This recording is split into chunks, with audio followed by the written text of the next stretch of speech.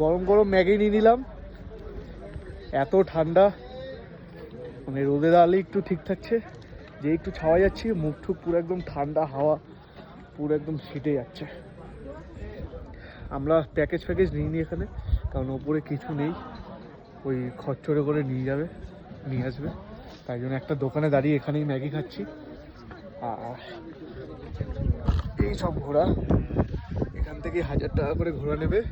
ঘোড়া 500 টাকা করে নিচ্ছে না, 500 টাকা করে ঘোড়া নিচ্ছে। এক পাক চড়াবে হয়তো, এখান থেকে ওই মাথা অব্দি যাবে, ওই মাথা অব্দি যাবে, কুফি অব্দি তোলে না এরা। এই যে সব ঠান্ডায় জমে গেছে।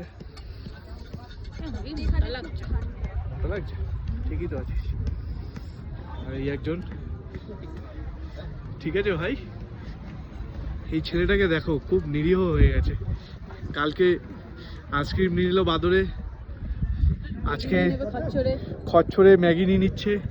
হ্যাঁ, এক প্লেট নিয়েছিল, সেটা প্রথমে নিয়ে নিয়েছে, তারপর আবার আরেক প্লেট নিয়েছে, এখন সেটা খাচ্ছে।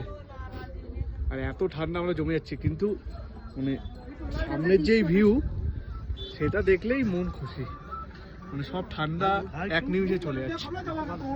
এরকম ভিউ এসে দাঁড়িয়ে গরম গরম ম্যাগি খাচ্ছি। আর সামনে গেলেই সব ধরছে 4x4 কারে, বলছে কুফরি নিয়ে যাবে, ওপরে উঠবে।